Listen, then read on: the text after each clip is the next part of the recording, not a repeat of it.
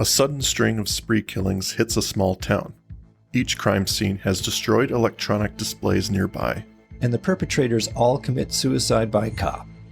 Mulder and Scully try to uncover the mystery of this town's sudden affliction before someone else strikes. This is not happening. Hello and welcome to This Is Not Happening, another X-Files podcast. Things like this aren't supposed to happen here. A 42-year-old real estate agent murders 4 strangers with his bare hands? That's not supposed to happen anyway. Since colonial times, there's only been 3 murders in this area. In the last 6 months, 7 people have killed 22. Per capita, that's higher than the combined homicide rate of Detroit, D.C., and Los Angeles. This town is not any of those places. In Franklin, you'll never have to pull off the road to make way for a celebrity driving with a gun to his head. In each incident, the suspect was killed? Suicide by cop. Each incident occurred in a public place. The suspect went crazy and refused to desist when ordered. Officers used deadly force in order to save lives. Were autopsies conducted on the suspects for substance abuse? Agent Mulder, this town is mainly made up of apple and cherry growers. These folks don't drink much. They certainly don't do drugs. Coroner's tests were negative. Played softball with this guy over Labor Day. He's one of those nice guys. Couldn't play and didn't bitch about being stuck in right field. What's wrong with right field?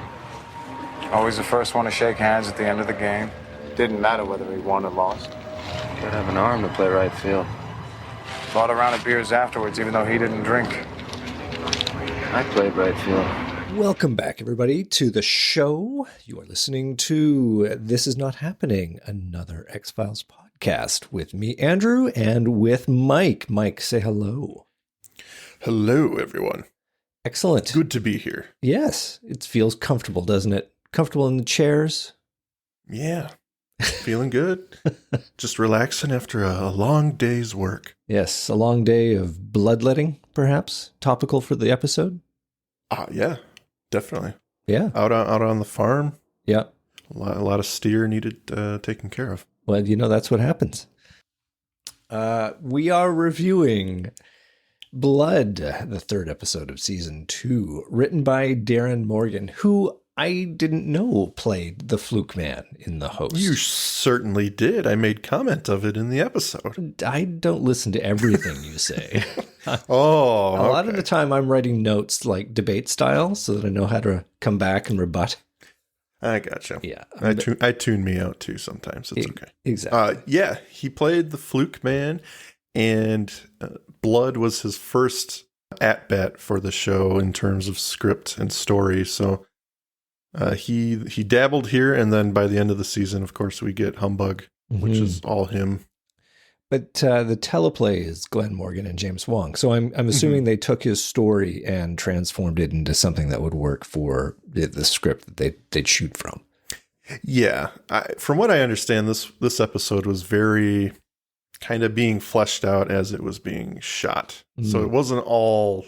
I'm not 100% on that, but I'm pretty sure I've read that it was a story that they had a general idea of what they wanted to do, and they started kind of branching out little by little and writing the story and getting it put together.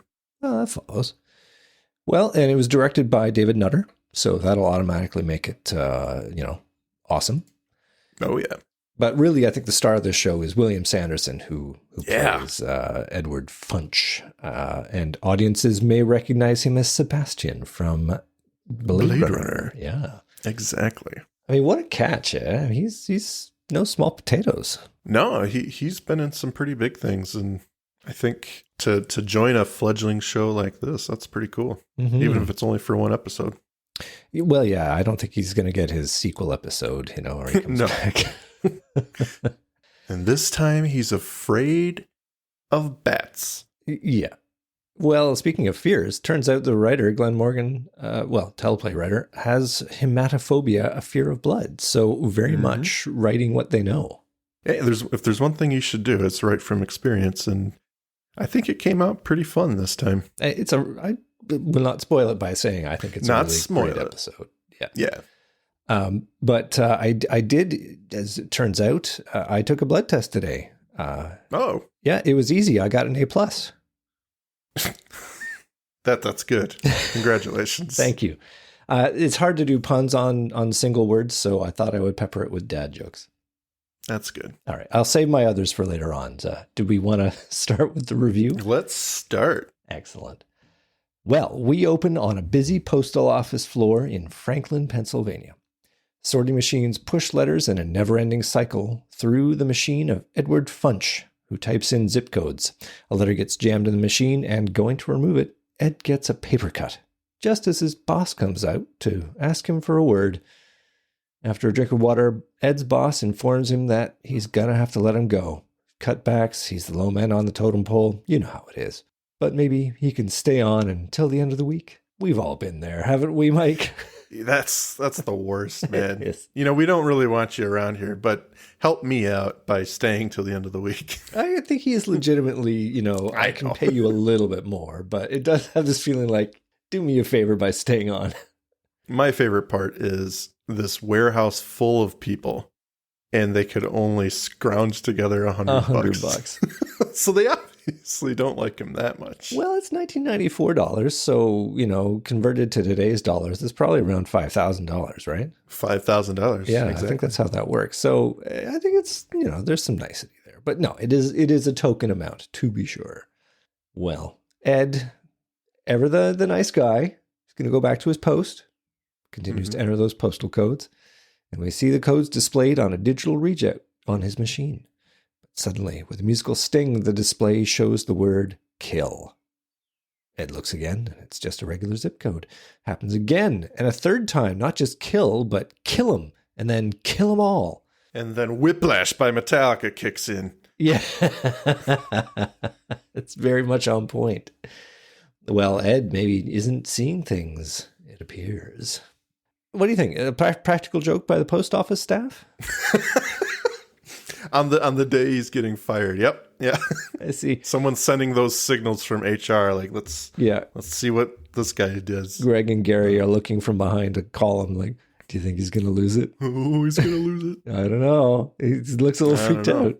It's a fun little opener, quick and suspenseful at the end there. Well, it's pretty mundane until they kill them all. Those musical stings, man, they're really on point. And it's going to happen so much in this episode. It's tense as, I mean, the term going postal kind of originates around this time. I guess in 1986, there was a big episode. But did you know that between 1970 and 97, more than 40 people were killed by then current or former employees in at least 20 incidents of workplace rage?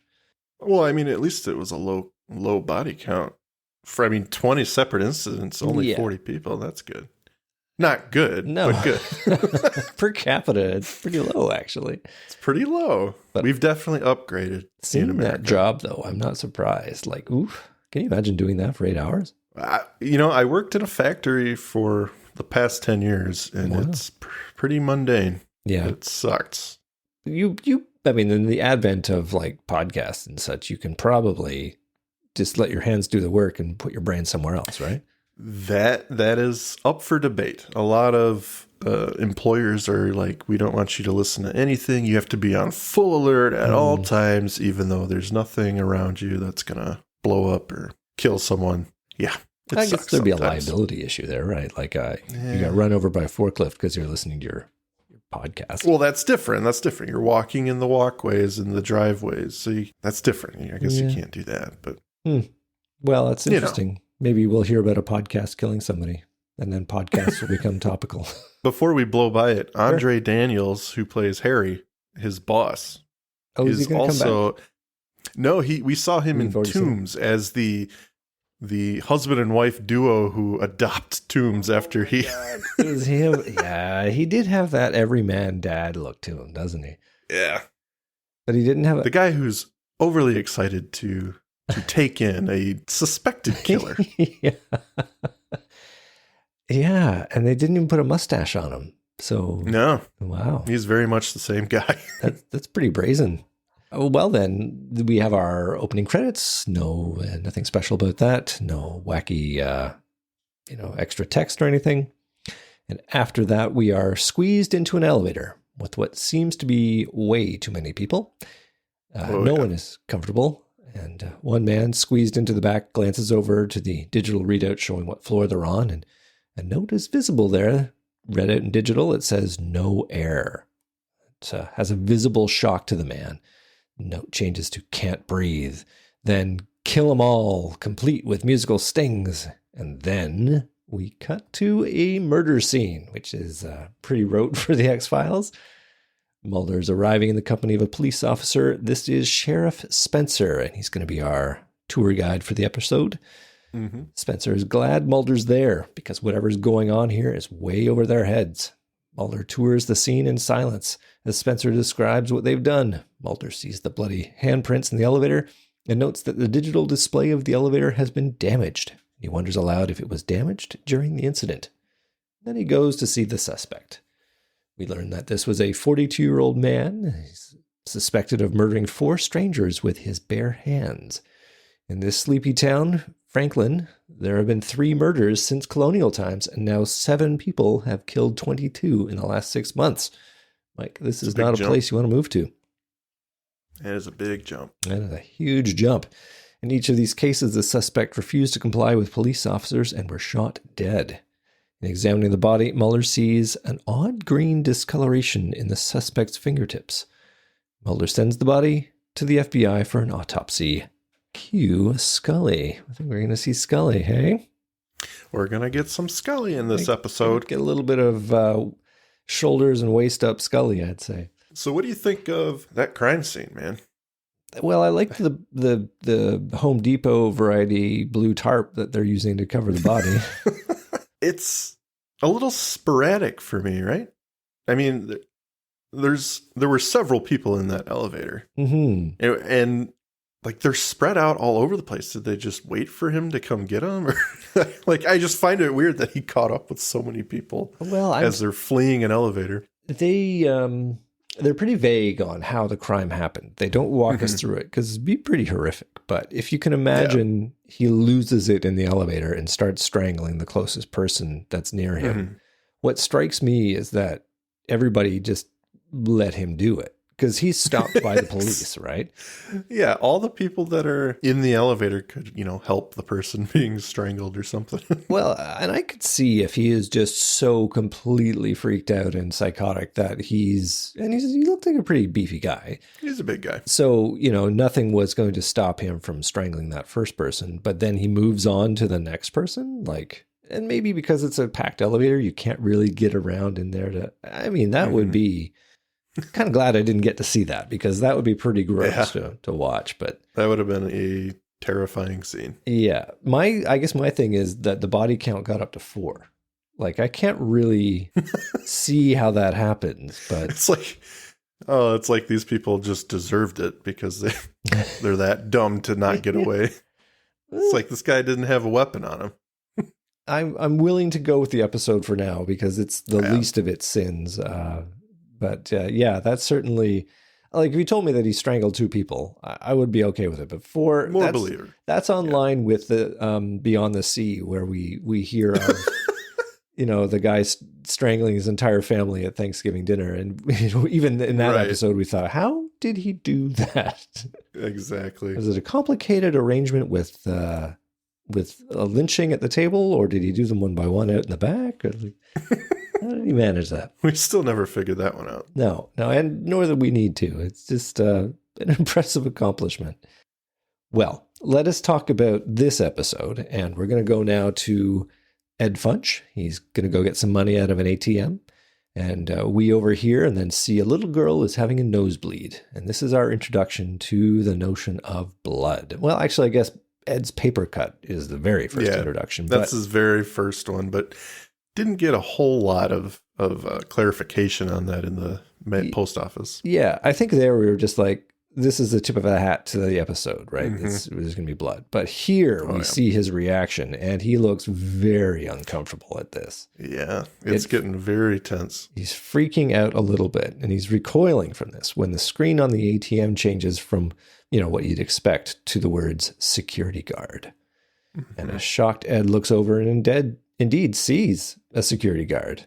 And the words change to take his gun, which of course Ed then sees, and then kill them all. And Ed freaks out. And he starts attacking the ATM until the security guard comes over and Ed flees. But he forgets to take his ATM card with him, which has absolutely no consequence at all. No consequence. No. It's irrelevant, I guess, to the episode. They squeeze quite a bit in here. I think that would just draw away from... It would be like one of those plot lines. It's like, why did we have this? If they... you could have cut it and it wouldn't have made a difference. Like, right. The machine ate his card or something. But yeah. Anyway, it's worth noting that the ATM goes back to saying, would you like another transaction? In a kind of cheeky little nothing to see here, folks. And David Fredericks plays the security guard. And we will see him in Oubliette in season 3. Okay. And then in Musings of a Cigarette Smoking Man and Travelers as J. Edgar Hoover. Same character. He plays J. Edgar. Wow. Yep. Okay. But in this one, I think he's got a mustache, eh? As a security No, I don't think so. So I don't he's think just... he did. Well, bravo, X-Files, for throwing us these characters and we just completely overlook them. Right. Mulder is now reviewing crime scene photos, the murders in Franklin, with a Mulder monologue running underneath. And we learn a bunch of things through his exposition, nicely covered with sweeping camera movements and slow crossfades. The perpetrators were statistically more likely to be victims, all middle-income, responsible people with no history of violence.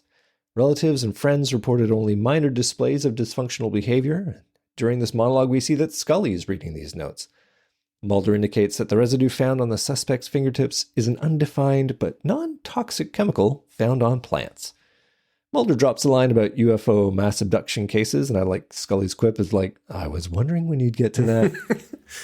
When Mulder admits that there's no evidence of that here. And you almost see Scully look a little shocked that he's walking that back. Mulder then finishes with an observation that in each case, there's an electronic device nearby that has been destroyed, and Mulder cannot come up with a profile. Now, we haven't had a lot of Mulder monologues, so what did you think of this one? I like this one, if only for a couple things. Like the one thing you mentioned, that little quip by Scully, it just adds a cute little flavor because they're actually conversing. And then I thought it was interesting that this is Mulder's declaration that this is the hardest, he's never had such a hard time coming up with a profile. Yeah. And that's interesting because, as we all know and are told by the show, he's a stellar profiler. So this being beyond him, it adds a layer of intrigue for me. I think it's kind of a cool notion that he's being stumped. I guess my issue with it would be that, you tend to see a profile applied to a serial killer. Like that is where behavioral science, I think, came from, is when you have a suspect and you want to make a profile of them so you know who to look for. Right. In this case, though, like there are no suspects because in each case the suspect is shot by police. So I think what he's trying to do is profile the kinds of people that this might happen to. And it's so wide, it's so all over the map that there's nothing to profile.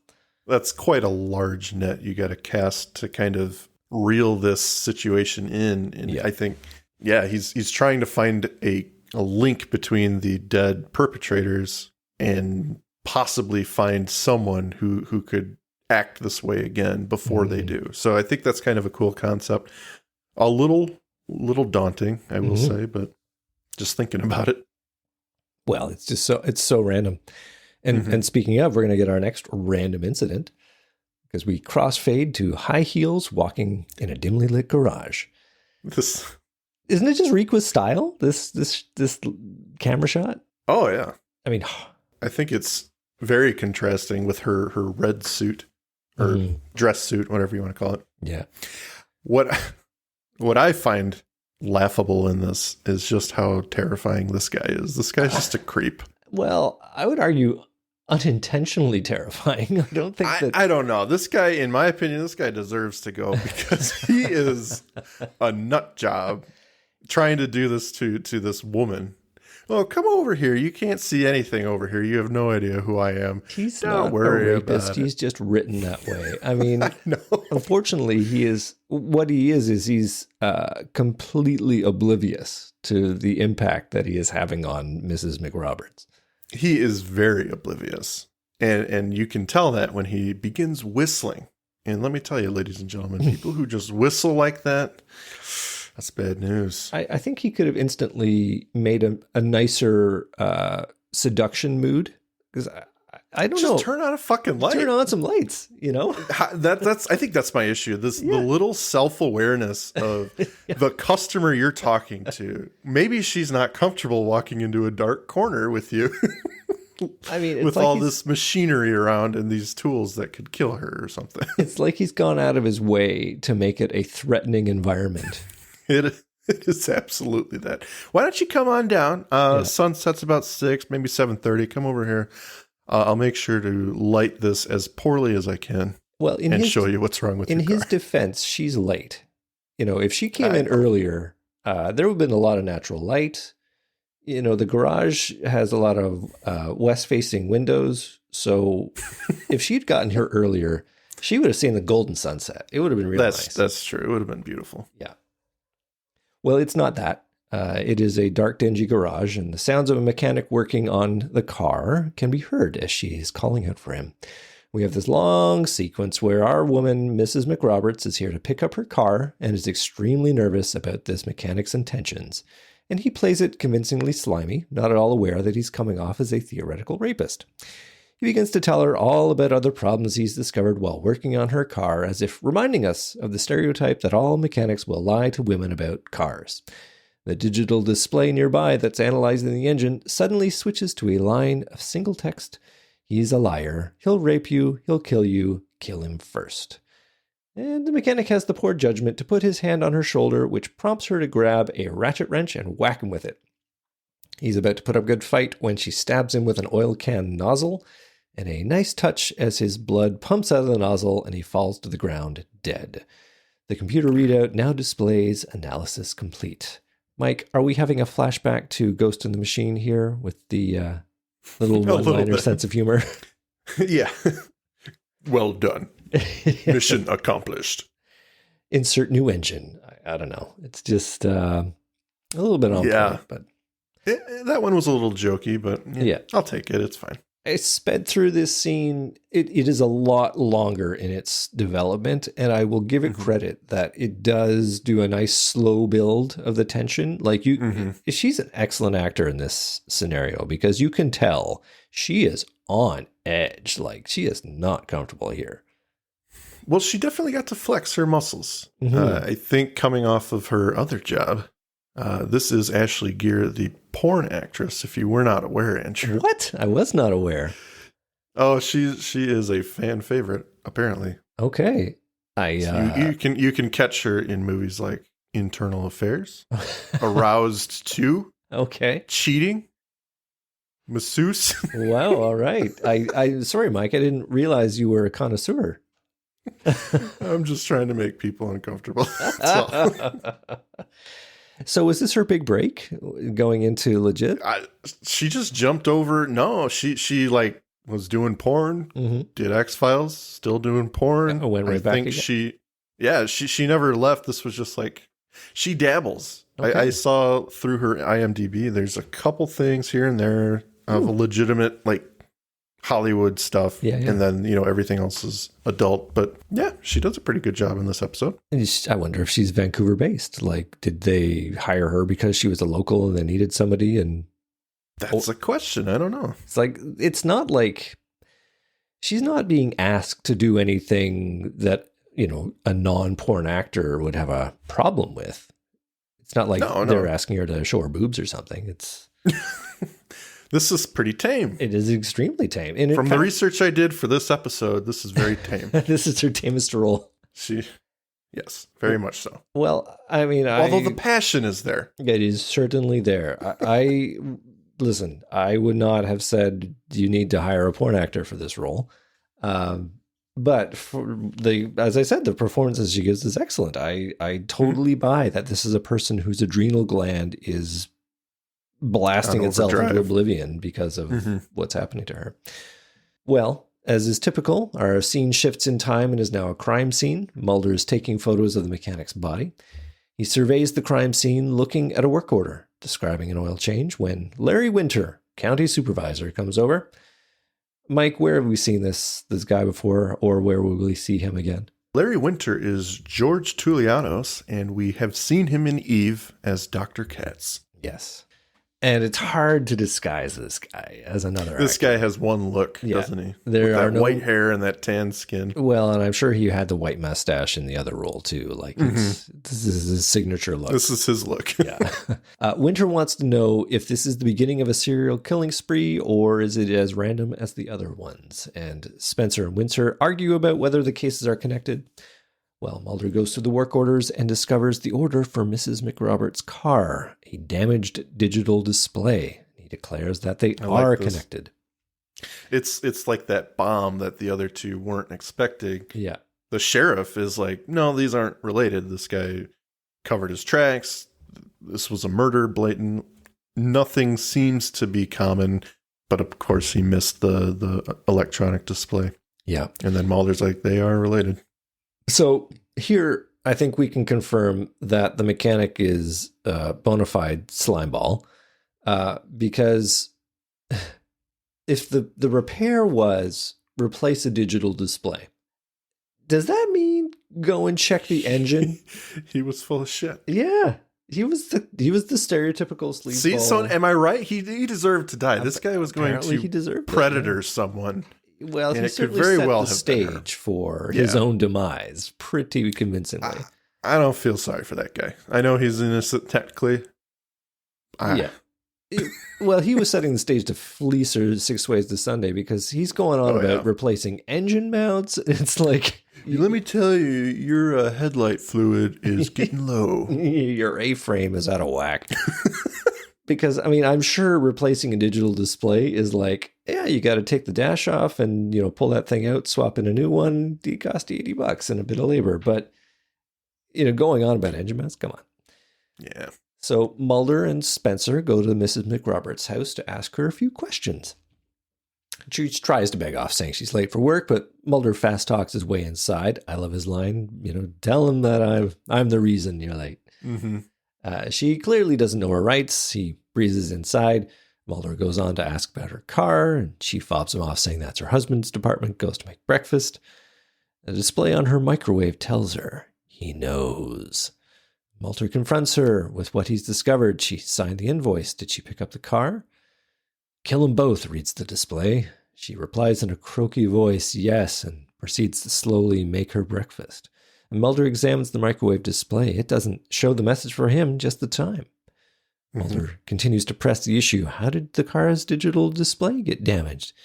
And she admits she broke the display, but I think the way she says it, when she says, I did it, we're seeing her saying, I killed the guy. Yeah. Yeah, she's confessing. You can see it eat away at her, too. Oh. Slowly and slowly, her anxiety level is just rising. Yeah. And Yeah. she eventually attacks Mulder. Yeah, she's fully out of it. Well, I mean, Mulder brings it on himself by leaning in. Touching her, yeah. And that's it. It sets her off. He launches into a knife attack. And she's on top of him, going for the killing stroke, when Spencer shoots her, complete with Mulder screaming, "No! Let her stab me!" No. Yeah. That's what they missed their chance. They missed the slow motion. Yeah. But they do that thing where they... Samantha. Mrs. McRoberts. Yeah. Yeah. It all happened in slow motion and it took 10 minutes. We fade to white. We come back to a morgue slab with Mrs. McRoberts lying on it and about to undergo an autopsy by Agent Scully, conspicuously filmed from the waist up. Yeah, she's definitely hugely pregnant in this scene.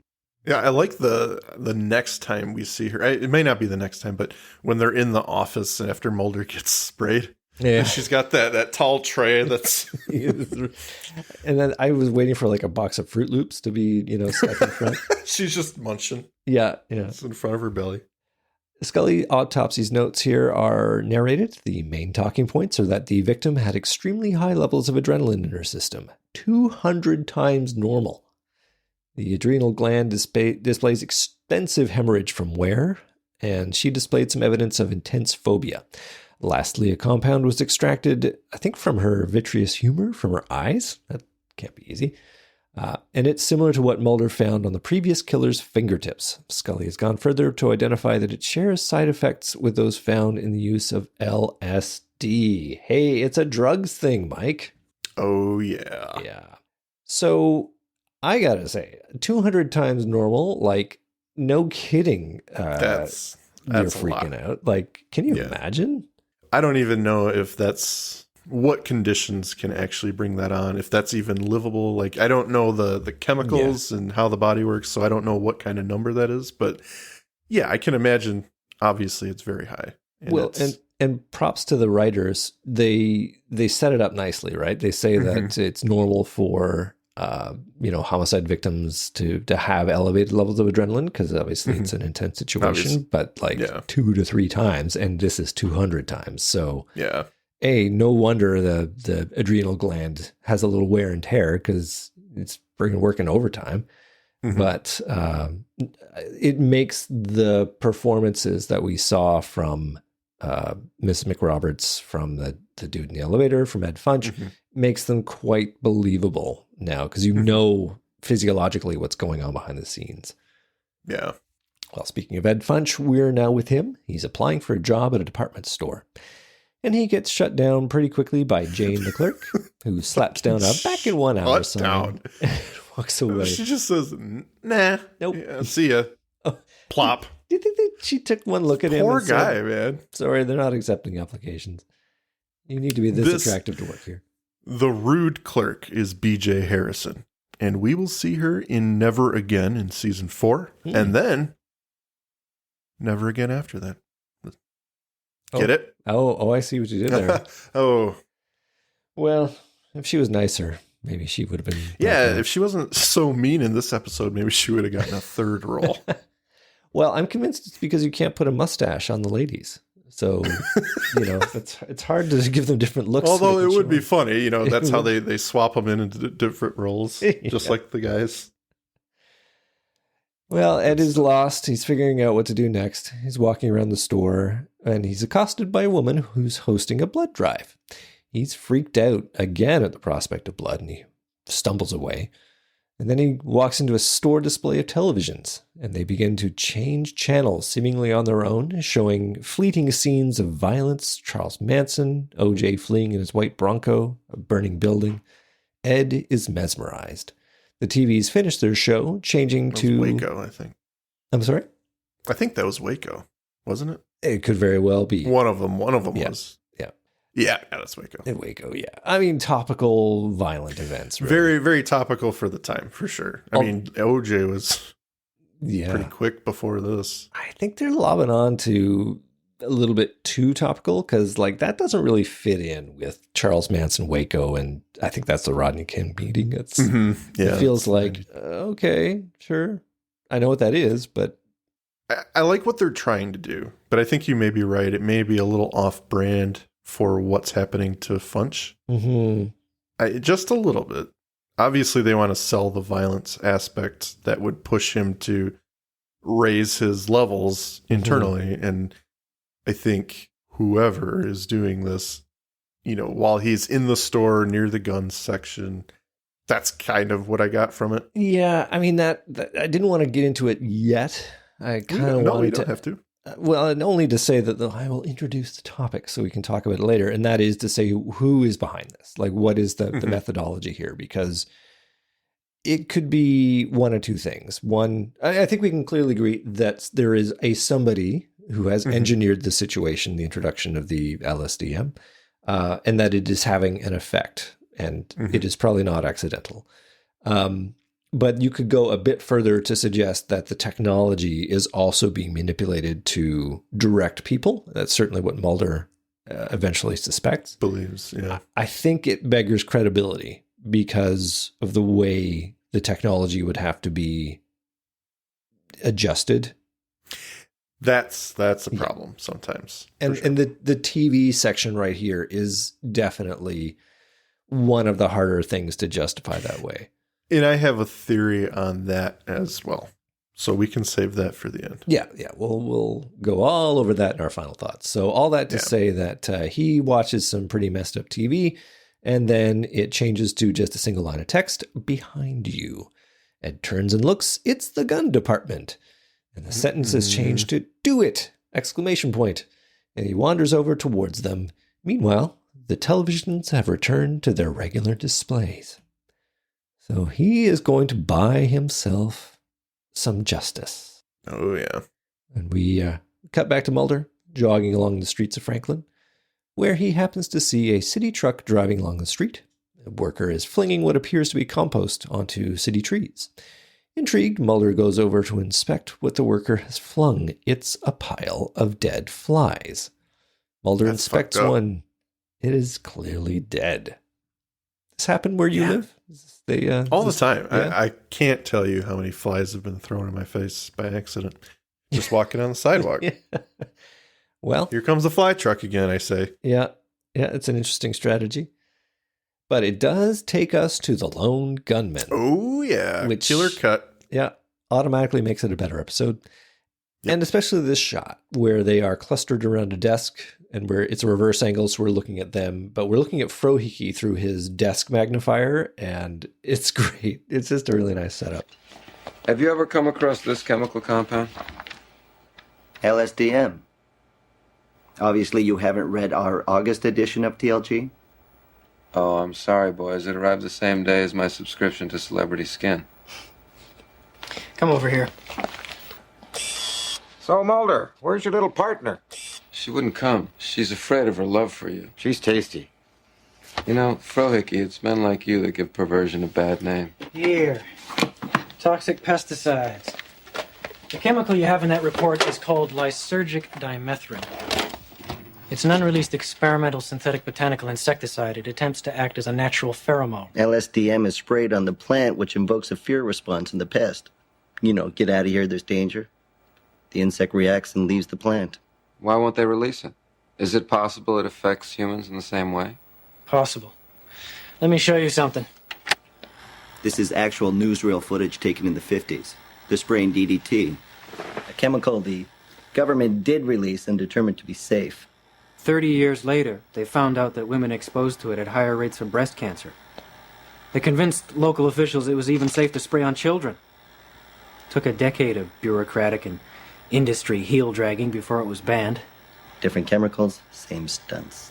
I just learned how not to be so obvious. Hey, Frohike, can I borrow those? If I can have Scully's phone number. This is where the episode takes a darker turn, and we learn about some actual factual events in U.S. history that, the government just doing shit. Getting away with it. It was a more trusting time, though, was it?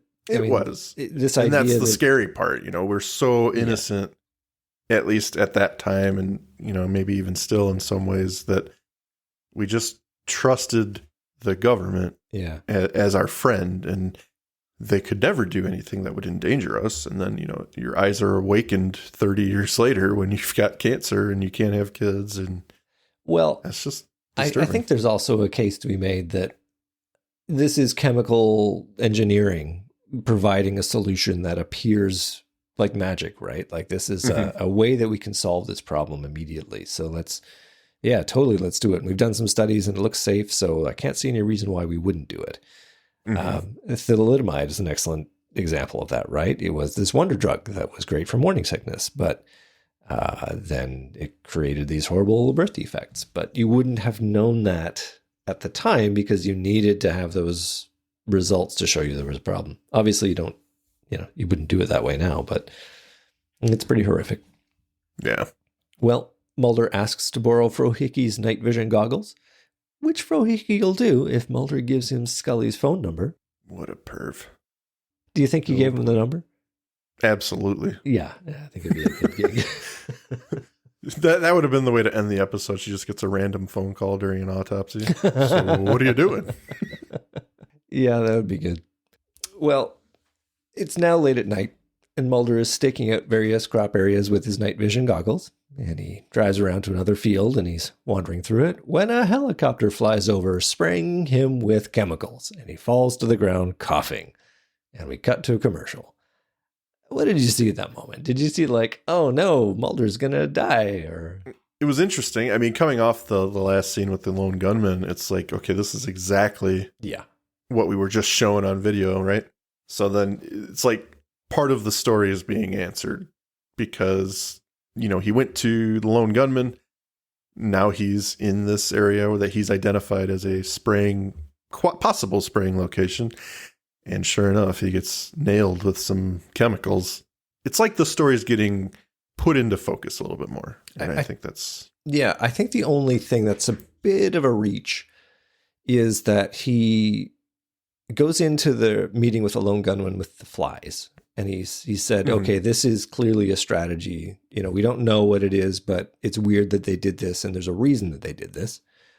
And it introduces us to the idea of pheromones and it provoking this fear response. So it's laying out the groundwork for Mulder to use his superpower.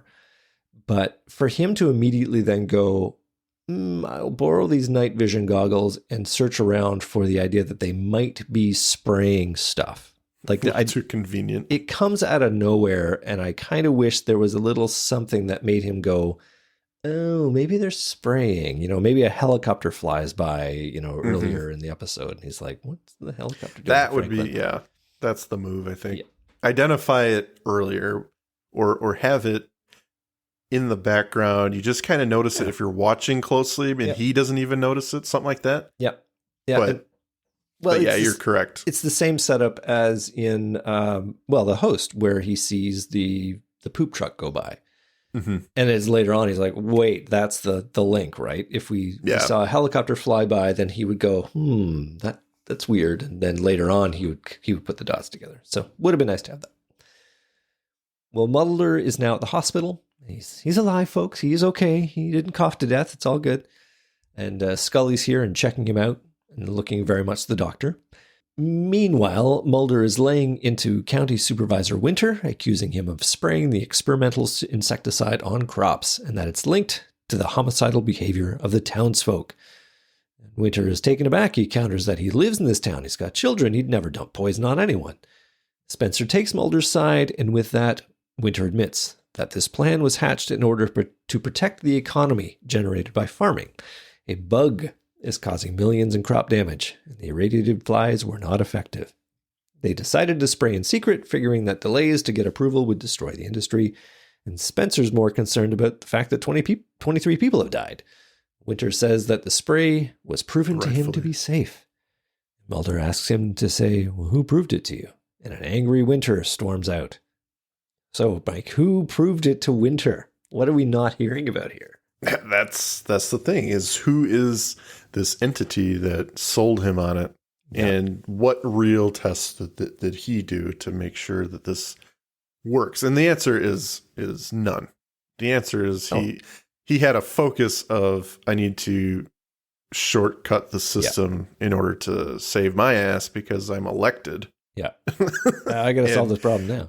I got to solve this problem. I realize, crops are big and important to this town, so I'm going to do what I can. As far as who is in charge of the plot, I think that it is actually not a stretch to say that this is possible because, as I've referenced before, listened to a bit about the CIA's MK Ultra experiments, they did this kind of thing. They literally just thought, hey, let's try this and see what happens.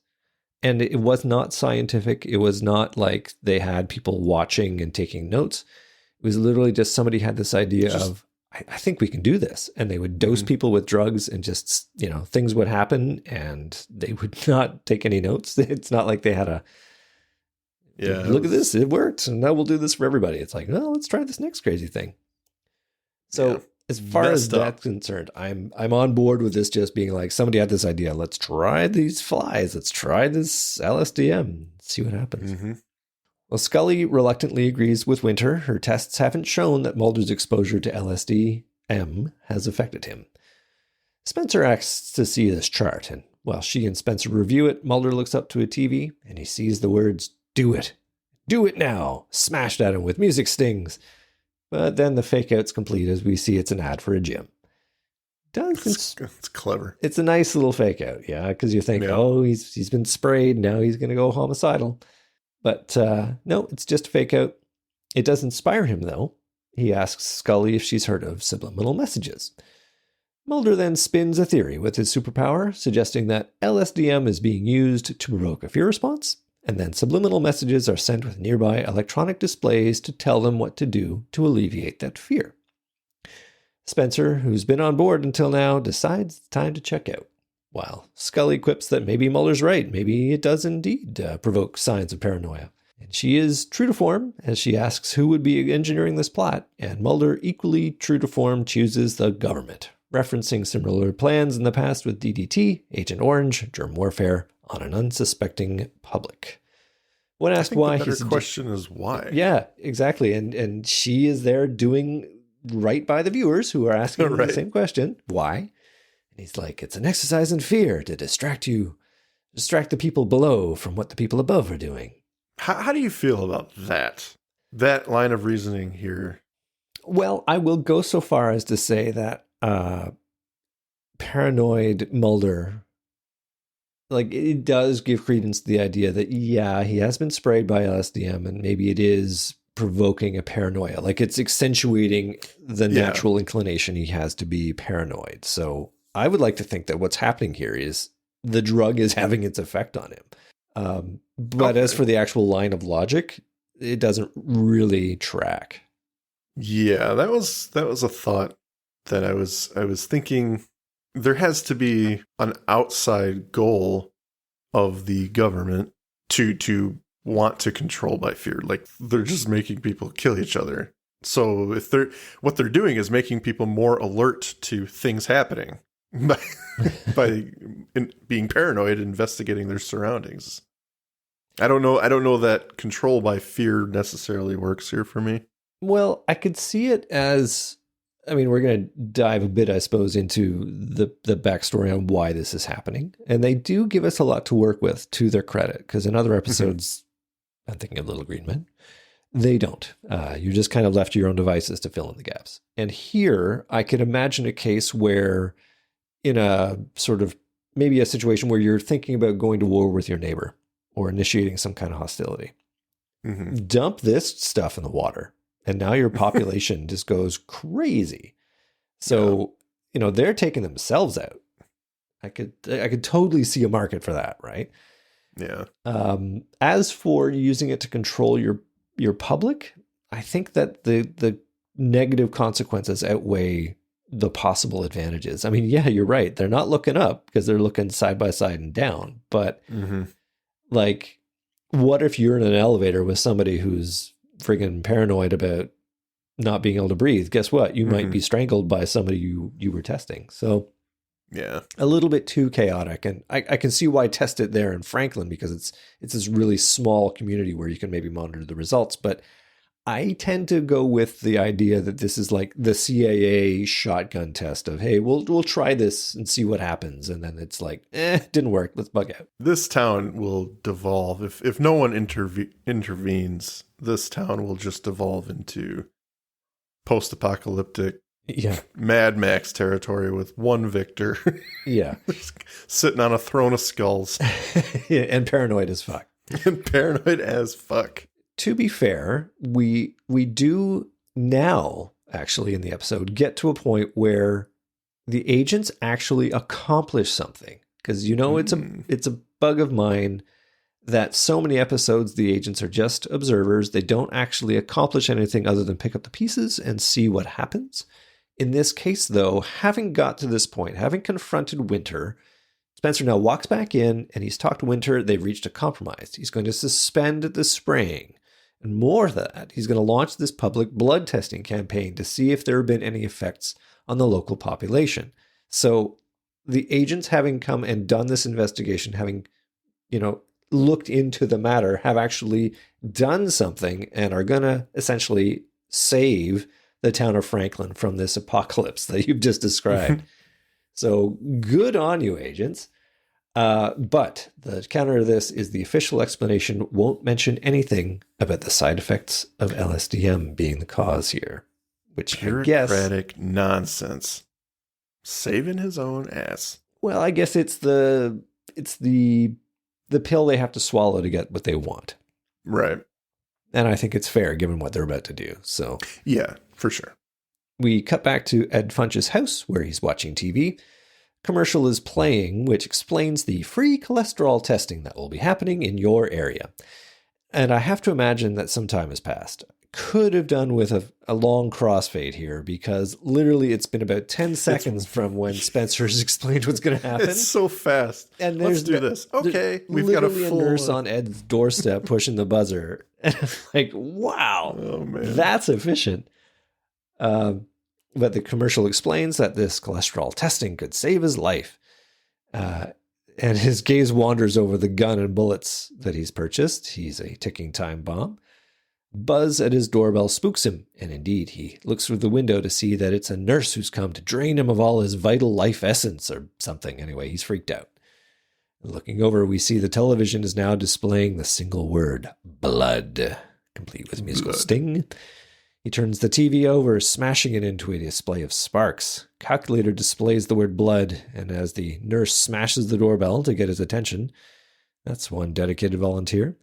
Ed's watch alarm goes off, and he looks, sees that it's the tiny digital readout saying kill.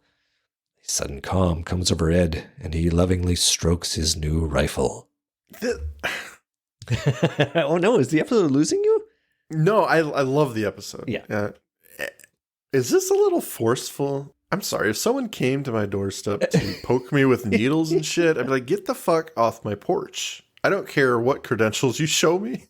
I'm coming to you if I'm going to donate blood. This is just weird. Well, I could definitely see some issues from a sort of a rights point of view or a right-wing point of view. It's like, you get yourself off my damn property, you know. And I'm not usually that way. Yeah. So it is it's just weird. Like it's a having device. It's a plot device to get to a point where they can say, we've tested everybody and everybody's fine. And, and also nail this town, man. Everyone checks in except for fucking Funcher. For 25 people. Well, maybe it's population 300, though. I mean, that's what I'd like to believe. That may be true. But, and maybe it's a real lefty town where everybody's vaccinated and everybody chips in. They don't have any of these issues. That's true. I'm going to go with that. But yeah, that's one hell of a dedicated volunteer because she does not give up. It's funny that you mentioned that. Just off the cuff. You're talking about how everyone's participating. There's that circle of trust with your authority figures. Yeah. This town is still very trusting. Yeah. They're about to learn a very hard lesson. It would seem. Yeah, it would seem that trust is going to get them killed. As a side note, apparently the nurse is buzzing the word kill in Morse code. Oh. Pretty awkward, eh? Yeah, that is. I think it's pretty light, but anyway, nice touch. We cut back to the police station where Spencer is going over the results of the testing. Again, this is a huge condensed time frame because it's like, I cannot imagine this takes place in like 2 hours or even a day. It's got to be like a week or something. It's gotta be a week. So I would have appreciated a little bit of crossfade to show the passage of time, but we don't get just something. The last area has reported in, and most of the sectors have tested negative. There's a list of people who haven't checked in, and this is our cue for Mulder and Scully to go out on the road and check them out. The camera lingers on the page they're holding to the name of Ed Funch. So that's where we're going to be, at Ed's place. Scully is looking at the doorbell and observes it has been disconnected. And that's a good old safety hazard there. That is a very, very big safety hazard. And they just touch it. Yeah, like it's not going to shock them. Well, luckily he only touches one of those wires, but like if he touched both of them, he'd get a little bit of shock, I'm sure. Yeah. And then they just go inside without a warrant? Enter without, no any regard for Mr. Funch here. Well, come on. The doorbell has got a problem with it. That's probable cause. That's true. I mean, and you can't tell who's done that, so we got to go in and investigate. And they go inside, guns drawn, wander through the dimly lit house, and they see all the electronic devices have been smashed. Stereo, turntable, TV, and Mulder then sees the empty gun case. This is not going to be anything good. Nope. After the commercial, the police are on the scene, and Scully gives a file on Funch to Mulder. 52, no diploma, no vehicle or driver's license. He was a Navy radio man, and his wife died 10 years ago. No kids, no known family, and he's been recently laid off. Mulder puts the pieces together. The blood tester was there in the morning, and that's what set him off. And he knows where Funch is going. The Navy radio man, does that play any role? Does that really matter? Red herring? I mean, not for me. I don't think I ever put much thought into it. I'm surprised he didn't get a better job than... maybe that's... I would imagine he's got some resources to help him find employment somewhere. I would hope, but apparently not. And he's also not a great seller of himself. You know, he doesn't know how to... He is very awkward. Yeah. This poor man. Yeah. If only he wasn't super afraid of blood. Okay, how does Mulder know where the blood testing is going to be? Is he just remarkably intelligent, well-informed? He must be. Okay. I don't know exactly where he gets that information, but he gets it. The scene we're missing is a helicopter flying over a blood drive banner that Mulder sees as the city truck goes by flinging dead bugs at trees. We cut to a bus showing us its destination, the Franklin Community General Hospital. The bus departs as Ed runs to catch up to it. He manages to convince the driver to stop and let him on, carrying his odd bundle. Don't mind this. It's just my laundry. What you got there? Nothing? Nothing. Got a license for it. It's all good. Bus carries on, and Ed glances over to the digital display, which indicates the next stop. It changes as he looks at it, saying, "They're waiting." As Ed continues to look, it changes to "Get off." And he gets it. He wants to get off, saying he's on the wrong bus. Pardon me. Wait for the next stop. Please, I'm on the wrong bus. Wait for the next stop. On the door. Alpha, once we take blue and post up down near far end. C1, this is X-ray 4. Negative on that north-south line. Copy that. If he's on it, it's going to be this line. Here it comes. Get the uniforms out of sight.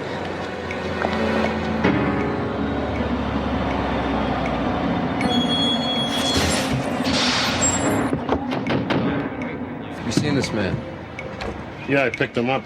Drove 4 feet and then he went 8 for it. Where'd you let him out? Near the college. We'll have to wait him out. I don't think he's waiting.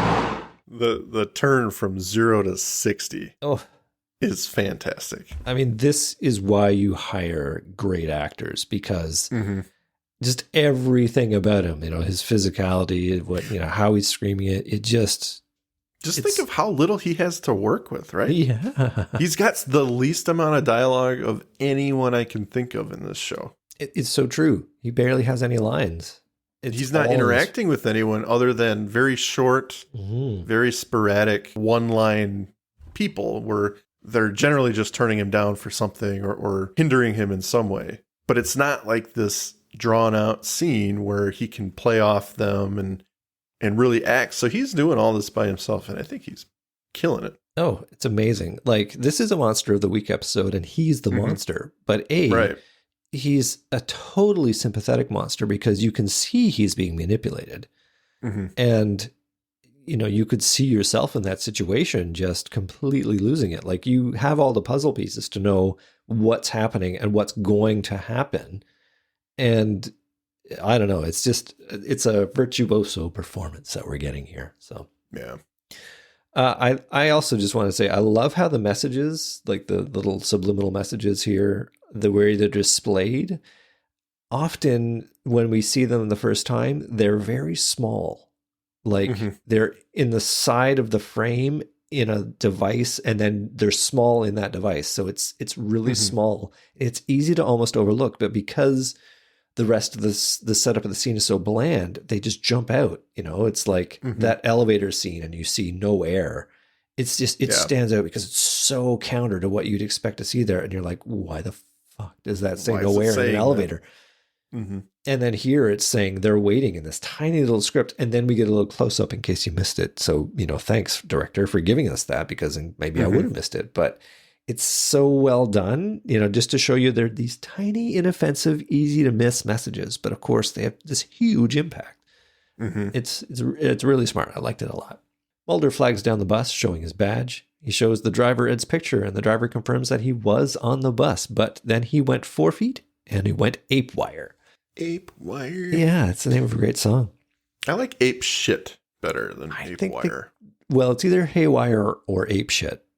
Yeah, I think this is the only place I've heard ape wire. I think they couldn't. So you could be right. They couldn't say ape shit. They could have said haywire, but I like. It's like jackhole is one of my favorite. You jackhole. You jackhole. Anyway, the driver says he let him off near the college, and Scully suggests that they have to wait him out, but Mulder thinks Ed won't wait, especially as Mulder then sees a banner ad that says there's a blood drive at the college. Dun, dun, dun. Got back to the college, seeing Ed at the blood drive. He surveys the scene, and a digital display advertising the drive changes to the single word, up. Ed sees a clock tower and goes in, ascending the stairs. Mulder, speeding over to the college with Spencer, checks in with Scully, who's still at the hospital. Ed has not arrived, so we know where our showdown is going to be. Yeah. In the clock tower, Ed sets up his rifle, bullets spilling out onto the floor. As Mulder arrives looking for Ed, we cut back to Ed loading the rifle, taking aim out of the block tower onto the campus. Mulder and Spencer walk through the crowd as the music intensifies, and Ed takes a shot at the ambulance. The crowd flees in panic as Spencer and Mulder tell people to get down. Shouldn't they be telling them just to run away? Like, why sit there and take it? Yeah, I don't know. Find cover? It's one of those situations. I would imagine, obviously, finding cover is the best thing, but I guess running makes you a target, but you also don't want to just lay there on the ground. Well, and play dead. I think maybe they don't know what the threat is at this point. It's like the first shot, right? So it could be a guy at ground level. They don't know what's happening. It's only later that Mulder figures out where the shots are coming from. They're coming from that high vantage point in the clock tower. So if it's a sniper rifle, I think tactically you're better off running because you're a hard target to hit with through a big ass scope. But sitting there and taking cover and to get down, I wouldn't want to be in that. Anyway, in the moment, probably good advice. Look at Mulder willingly putting people at risk. Present your head. Present your head. Yeah. Ed takes another shot, and Mulder sees Ed's rifle firing out of the clock tower. We see a sweaty, determined Ed load another round and take another shot. He is now completely psychotic, talking to himself, loading round after round, and firing and firing. Spencer calls for backup. Mulder runs for the tower, entering and seeing he's got a lot of stairs to climb. Ed continues to fire, laughing manically. Mulder trips, cuts his hand as he runs up the stairs, and finally, Mulder arrives, pointing his gun at Ed, telling him to put down the gun. Ed says they won't let him. Mulder advances on Ed. Ed says he wants Mulder to make him put it down, implying that he wants Mulder to shoot him. Mulder says he doesn't. He's going to have to shoot Ed, or Ed's going to have to shoot him, but either way, there's going to be blood. Lots of it. And that hits Ed where he lives. And his face falls. Mulder reaches out for the gun, but Ed sees blood from that scrape where he took his fall and freaks out, lunging at Mulder. He's no match for Mulder, though, and within a few seconds, Mulder has him on the floor in handcuffs. What did you think of that scene, Mike? This is just great. Watching this whole last segment with Funch ripping off rounds at innocent people, and he's fighting with himself. And the emotions he's going through, the anxiety he's feeling, it's scary. I can imagine and see people in real life acting this way. Maybe not in such a severe situation, but it's a tense situation. And when Mulder runs into the clock tower and looks up, he sees the staircase, but then the camera twists, right? Yeah. And the staircases make that kind of dizzying look, and it almost implies the kind of crazy that's happening here. I think that was kind of cool. Yeah. But what really stands out for me is in between each shot he's taking, he's got this different reaction. He's fighting with himself. He's really got some internal demons going on, and it's very powerful. Well, again, that's all the actor is able to evoke that. It's amazing. But yeah, it's an intense scene. And I don't know if we ever hear what the fallout was, like if he ever actually shot anybody, but yeah. Gotta imagine though. I can't imagine he was too accurate. He was so out of it, and I can't imagine he's got much training. I could be wrong. He was a Navy radio man. He was in the Navy. That's true. Did specialize with that. But I gotta wonder about the sale of that gun. I guess 1994, they lax their time. You look like you know what you're doing. Yeah, you were in the Navy. Okay, here you go. Normally we'd run a 5-day check, but you look like a good guy. Yeah, you look like a stand-up guy. Down on your luck, laid off. I can't imagine what would happen. You just got fired? Oh yeah, 50% off. Go for some hunting. Surely you don't want this for anything nefarious. Take some stress off that way, yeah. Ed is removed from the scene on a gurney. Spencer confirms that Scully is going to examine him.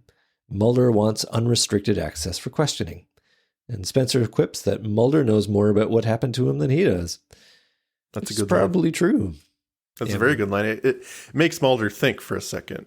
Yeah. What exactly are you going to glean from this man? You're concerned about him, and I do believe there was genuine empathy during that clock tower scene. Yeah. And he does, obviously, it's Mulder. He wants to know what's going on, but I don't think he stopped to think, well, I had a hard time piecing this whole thing together, and I don't think Funch knows 2 ways from sunset what's going on. So Funch is a victim. That's absolutely. That's all of it, right? He's just another casualty in this whole affair. Mm-hmm. The ambulance drives off, and Mulder goes to call Scully. He hears some strange interference and looks at the phone's display. It reads, all done, and then switches to bye-bye. That's awesome. Before finally connecting the call to Scully. A stunned Mulder can only watch the phone as Scully asks him again and again, where are you, Mulder? End of episode. Yeah. What a ride. It's a doozy, man. Do we want to go into final thoughts, Mike? Let's do it. Let's finally think about this episode. We haven't think about it all night. Let's think about this one with some finality. Yeah. You are on the spot. And then I'll just say, well, Mike, I really agree with everything you just said. I think, yep. Everything you said. Everything you said. No, I'll keep it simple. This episode has a good bit of tension throughout. I like that it slowly builds. There's kind of like a slow burn in this episode. Yeah. Mulder's really figuring things out little by little, and he doesn't put the pieces together in record time like he does in a lot of episodes. So that makes it more fun for me. They throw in the idea of not only subliminal messages, but also that a covert government is behind this particular experiment, which is frightening. Mm-hmm. When you peel back the layer of that, however, I think the pinpoint accuracy of their experiment is a little ludicrous. Yeah. Not that the government couldn't perhaps target an individual for this kind of thing, but the idea that the whole town, the idea is that the whole town is being affected. So do they just have operatives everywhere watching everyone? Anyone who looks nauseous, start sending them signals? I don't think they thought that through completely. There's a lot of electronic equipment that they would have to fuck with heavily to get to display the messages, because microwaves aren't attached to a modem or a router or exactly. Yeah. So that kind of thing is okay. Just don't think about it too much. Overall, I think the episode is great. It's just believable enough for me. I can look past that particular complaint, if only because, as I said earlier, the government does do some crazy stuff. This episode is based off, at least in part, of the malathion spraying in California at the time. So this was a real fear of the public, not just then, but even now as we become more knowledgeable and we educate ourselves to chemicals and, not just blindly following absolutely everything. This episode capitalizes on blindly following things, and I think that's kind of neat. And then of course, the lone gunmen make an appearance. They add to the suspense and terror by their demonstration of the spraying in the 50s. Yeah. It's crazy, the DDT stuff in the 50s. And I did a little bit of digging, and the EPA issued a cancellation of DDT in 1972.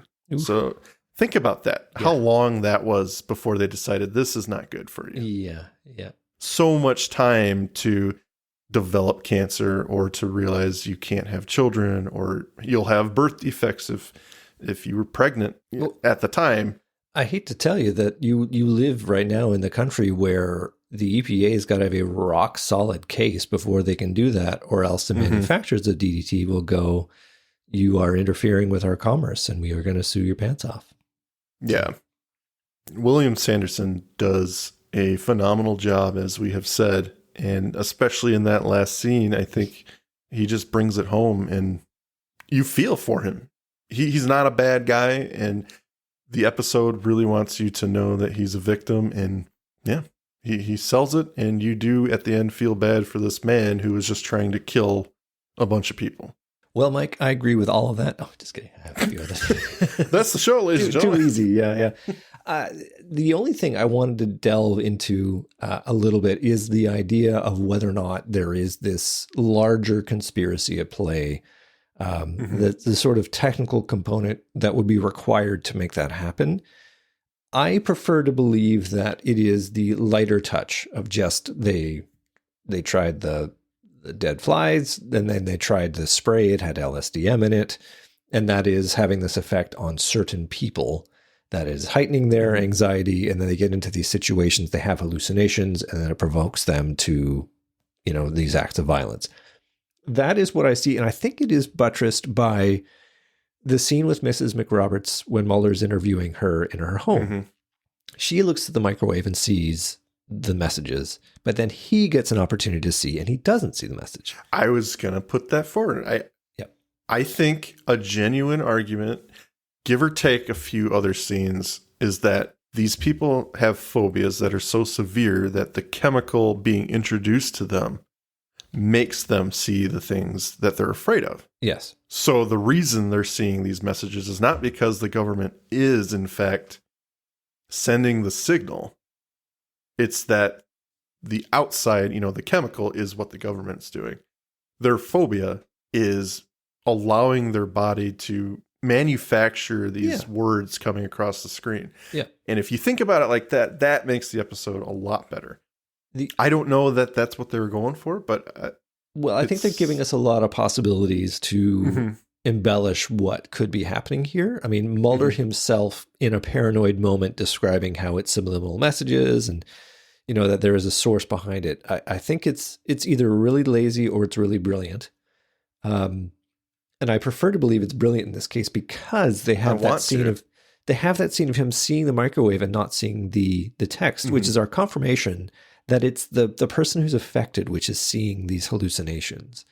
So to have him then later on going through this paranoid moment and a coda of him seeing his own hallucination in the phone, right? That totally buys into what he believes, that there was this conspiracy, that there is an operator, and that he is now being contacted by them. It plays in so well to that.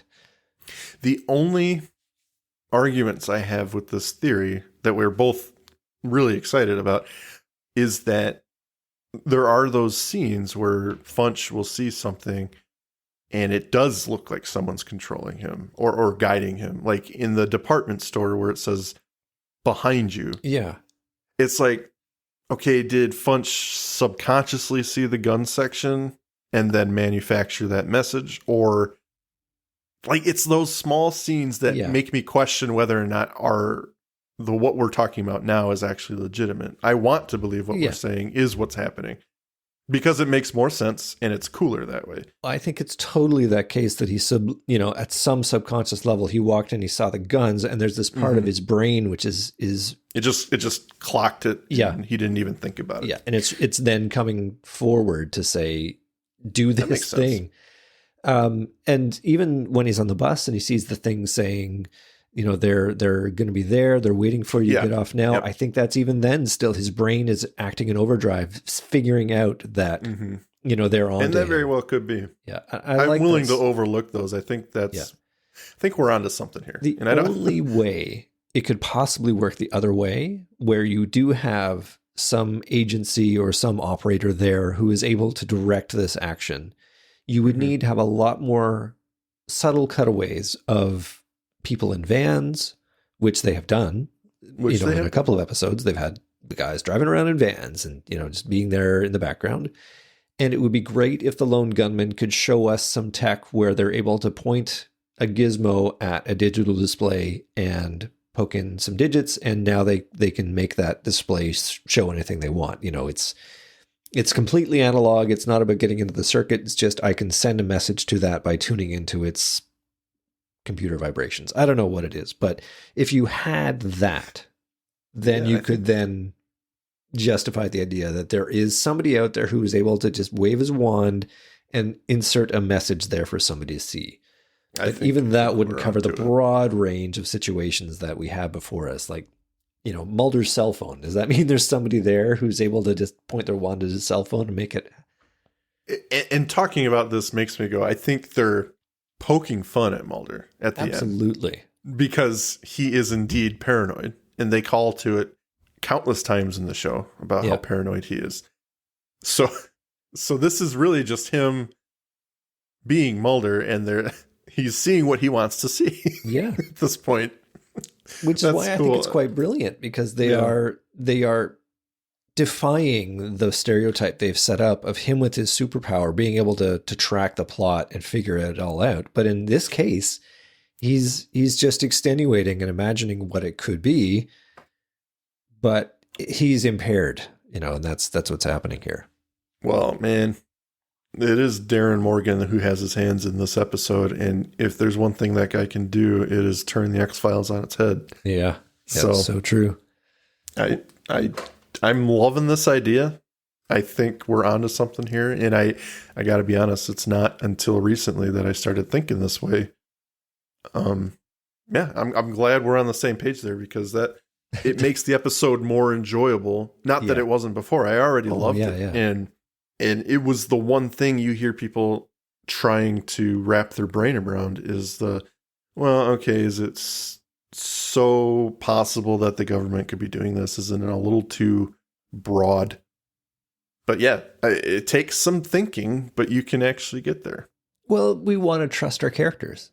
We want to trust that Mulder is, he is a great investigator and observer, and that he can put the pieces together, but that only works when he's not impaired. And I think that is what they're trying to say, is when he gets sprayed, that's when everything turns for him. Like, he's still operating and he's still able to, get to the conclusion at the end, but he's impaired. So it's good. I mean, I think it's a great episode. And as you mentioned before, it's William Sanderson hands down, which, he drives that.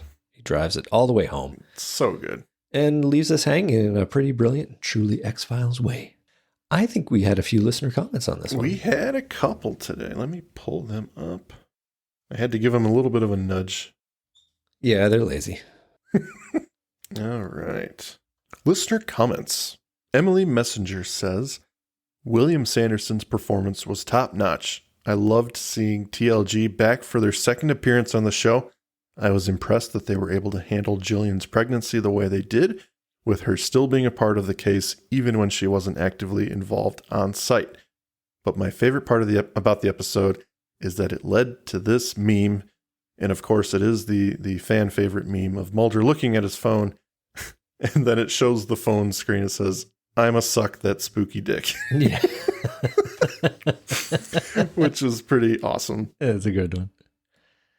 We had another one from Amy Clark, who was on the opposite side of the scale. She says, as much as I don't wanna, I must admit that, and she's talking about Blood and Sleepless here, and she says that they are two of her least favorite episodes, and they shouldn't be. Both of these concepts are great, but the final products for me are disappointing.